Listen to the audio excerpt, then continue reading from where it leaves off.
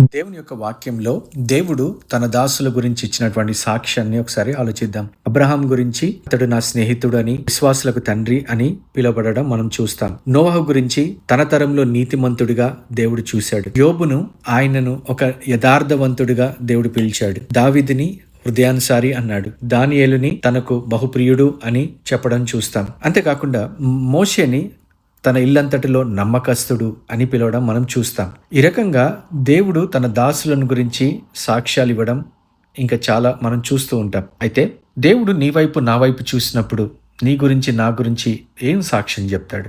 ఎప్పుడైనా ఆలోచించారా? మనుషులంగా చాలాసార్లు మనుషుల యొక్క సాక్ష్యం గురించి ఆలోచిస్తూ ఉంటాం. ఎవరు నా గురించి ఏమనుకుంటారు? ఇదే ధ్యాస, ఇదే ఆలోచన.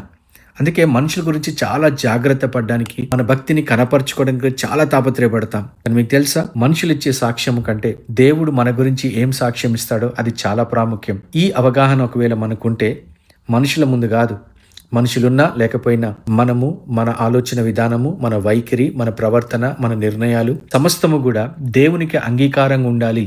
దేవుడు నిత్యము నన్ను గమనిస్తున్నాడు, చూస్తున్నాడు అనే ఉనికి మనకు ఉంటే మనము దేవుని ఎదుట బహు జాగ్రత్త కలిగి ఆయనిచ్చే సాక్ష్యం కొరకు, మెప్పు కొరకు మనము ఎదురు చూస్తుంటాం. విశ్వాసి, ఆలోచించు. దేవుడు నీ గురించి సాక్ష్యం చెప్పాల్సి వస్తే ఏమని చెప్తాడు?